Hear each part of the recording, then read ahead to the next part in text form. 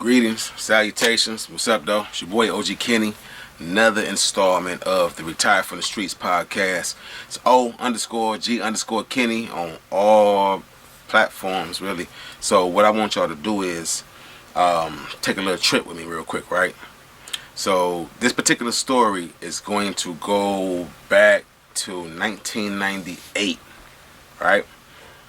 My first period of incarceration, I had touched down to Lakeland Correctional Facility. I'm 22 years old. I got a little acclimated with the yard. I had a couple of brush-ins with dudes. You know, most of it was verbal. Just dudes trying to check my temperature. Because like I tell everybody, when I first touched down, my first prison experience, I didn't have a mustache. I didn't have no facial hair. I was really on some baby face stuff, and I still was a little slightly pudgy. You feel what I'm saying? So a lot of dudes didn't really understand how much work I had put in on the streets, though, and how far I was willing to go to prove my point that ain't nothing happening, ain't shit soft, right? So when I hit Lakeland and I get in tune with the yard a little bit, and I'm running into dudes who know the area I'm from, because that's one of the common things they ask you when you come into the joint. Oh, where you from, bro? Detroit. Oh, what side? Oh, the west? Oh, boo, boo, boo. You know, what area on the west? Downtown? The Jeffries? Man, you know such and such. You know this dude, you know that dude. My people's from down there, so that's how the conversation usually go. It's touch and feel, just to see kind of what kind of dudes you are and how they going to take you or rotate with you, because you knew. And anytime, I don't care where you at, where you're from, anybody new, you kind of want to check them out, whether it's a work situation, a new neighbor.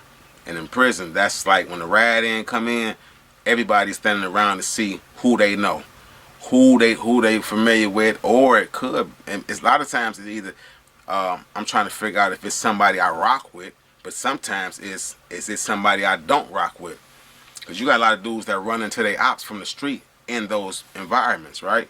And get it on site. Dude can't even get his property good. Ain't no unpacking, ain't no getting your bed rolled, none of that. Bop, bop, bop, bop, bop. You feel me? I've been waiting for this for I don't know how long. So a lot of dudes that's hell-bent on revenge find the opportunity to get down on ride-ins. They might even got the word from another facility somehow, some way. You know, it's a million ways that information crosses, but somehow, some way they get the info that one of their ops is riding in. That's that ass in a lot of cases, right? So me, it's warm a little bit in here, but I need to have the windows open, right, to give me some rotation, because I got a new pet. And so when you catch me drinking this water every 30 seconds, it's because, you know, yeah.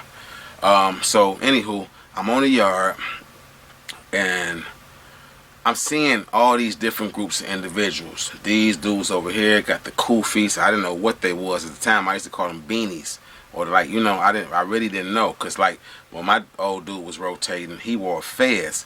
I rarely saw fezzes, you know, when I first hit the yard. And then when I started seeing fezzes, most of them was from my Moorish American brothers, you know, the Mobites, the Burgundy boys, you know, the cylindrical, or whatever you want to call it, shape boys, right? And once I started seeing the black fezzes, though, the ones that kind of remind you of the Navy, you know what I mean, kind of flat and they go to the front. That's when I started taking notice, because I remember the old dude having a black fez, and then I started noticing that the dude was wearing the same triangle or pyramid shaped red, black, and green badge that he used to wear. So I started taking notice, and I started asking questions, and I started listening. I met this brother in my first housing unit I went to named Notar X. Now Notar, at the time, Timothy Dixon is the real name. Notar was doing 20 to 40 plus a natural life bid.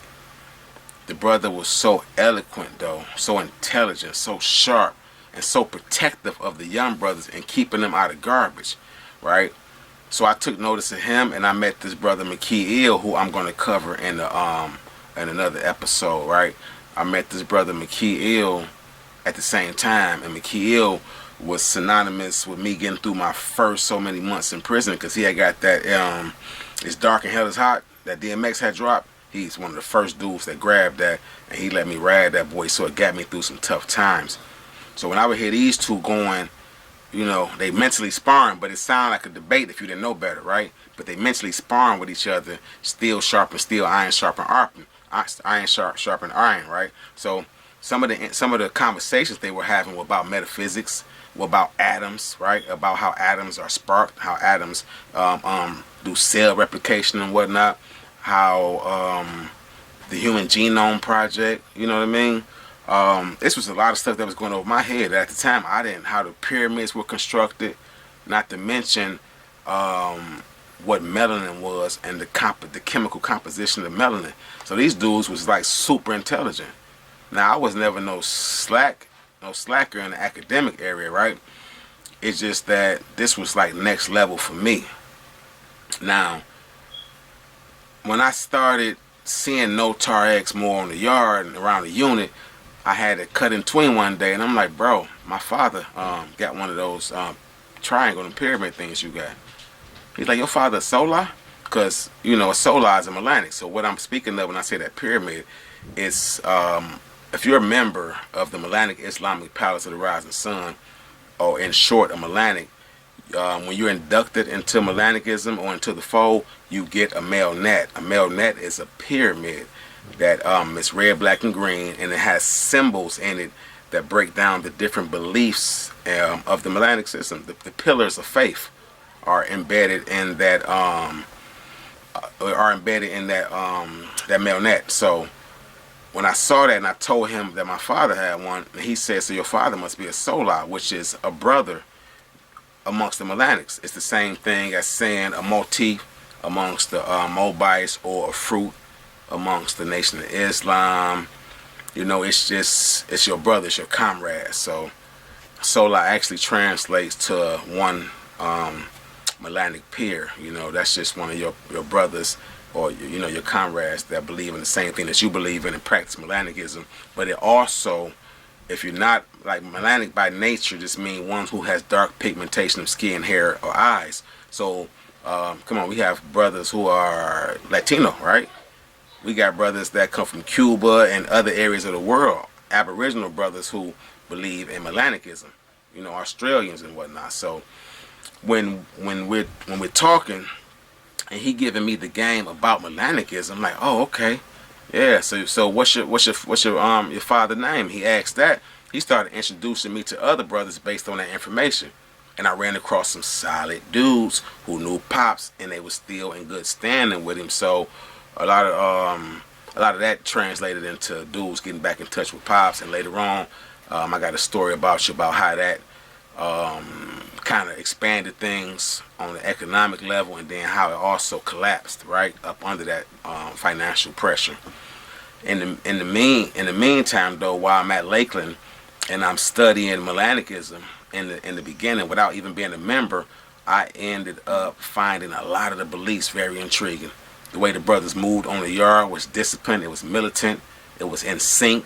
These young brothers, shoes shined and polished, pants creased when creases were still popping. So I'm taking you back a little bit, right? And skin shine. These brothers eloquent, they speaking right, they ain't using the N-word, and they uplifting each other. They like, hold on, brother, I got you. Anything you need, bro, talk to me, holler at me. All right, comrade, I see Sola. You talking about love. So when me finding my calling, so to speak, amongst Melanics, it took me on a whole new level of maturity and manhood.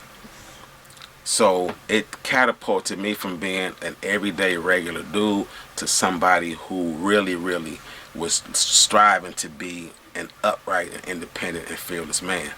Now, what I will say is, I was around some intellectual giants. So in the beginning, I was intimidated, but I learned fast and I wasn't afraid of the information. So being that type of individual took me far fast with the brothers. I became, once they remember, like a lot of dudes remember, especially who Pops was and how heavy he was in rotation and getting that money. And they seen how straight my account was and how I was smooth and I moved right and I was real disciplined with my spending like I always have been. I ended up becoming, you hear my dog? I ended up becoming the treasurer for the Melanics, right? And then I also, in the dual capacity, about a month or two later, ended up becoming the second in charge of security, as I probably discussed before, or I'm going to discuss probably after this, because all of these stories coincide with each other, right? I learned how to become responsible for somebody more than myself and my family in those moments. I also learned how to take something small of a concept and create a whole business plan. I learned how to function within the confines of a board of directors.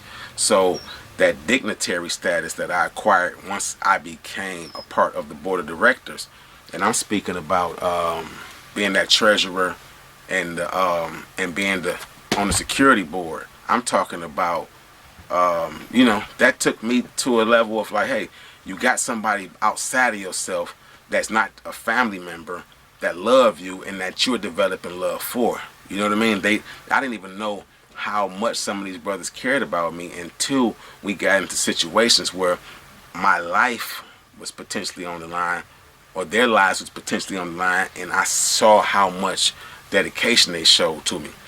Now, later on down the line, some brothers, because all foes have brothers who may or may not be there for the right thing, I ran into some individuals who wore the flag, they talked the talk, they knew the doctrine, but they weren't for the right things. But those brothers I met during that first time, they gave me a sense of pride that took me so far in life. Being a dignitary and being on dignitary status, and dignitary status just basically means that you have a higher responsibility within the nation. You are responsible for a lot more passing along information because you know more. You have a function, a specific function within the fold. Right, so my specific function was to make sure we grew our money with the loan and borrowing system, to make sure that brothers on the yard handled things diplomatically when it came to security issues. You know what I mean? And I report back to the big bro like, hey, everything's smooth on the yard. And whether the MDOC approved of it or not, or whether the institution understood it or not, we squashed a lot of problems and beefs in those times that the MDOC didn't have to deal with. A lot of stabbings got prevented. A lot of bloodshed got prevented because we took up our own position, created our own system of government, and we vibed off the right energy because we believed in the one God. You know, this was a spiritual journey that took you also on a revolutionary and militant journey as well. So that first experience at becoming what I would consider a militant or revolutionary is what pushes me now. It's what gets me out here in the neighborhoods, and I ain't afraid to be around the young dudes. I don't care how many choppers you got in the car, bro. I done seen all that. I done probably had all them guns. Not even knowing what they was, because I ain't a real gun enthusiast. I just always had access to a lot of artillery because we were in a situation where people were always trying to gun at us. And it was never really offense, it was more defense. You know, I used to carry a gun in high school, not because I was out there looking to aim at people, but we had a homeboy that got killed in high school, and it was just one of them things like I'd rather get caught with it than without it. I ain't trying to hurt nobody, but ain't nobody gonna hurt me.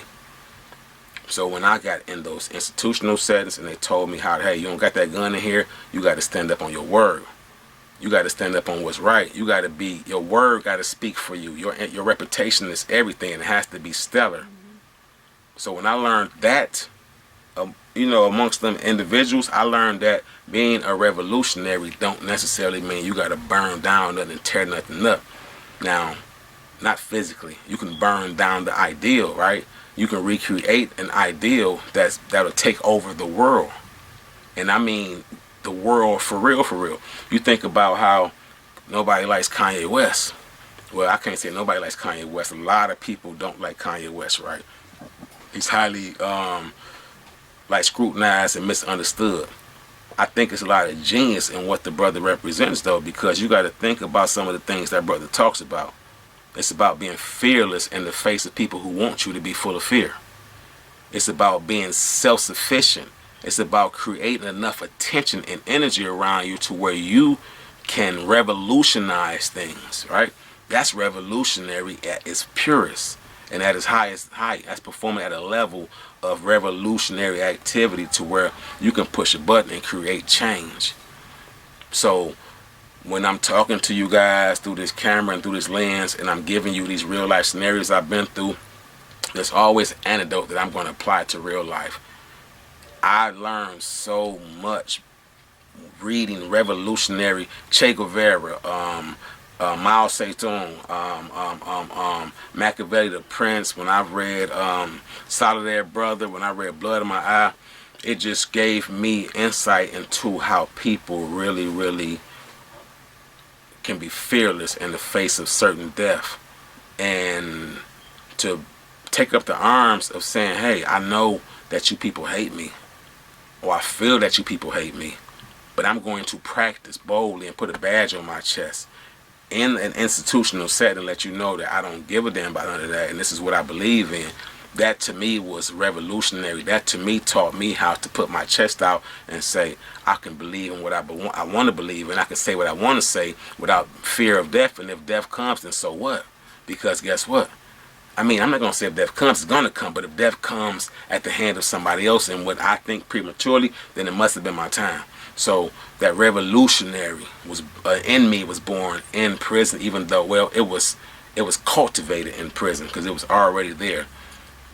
It was already there, and I learned how to take that information and responsibly pass it on to other people, because everybody don't deserve that information. They're not mature enough for it.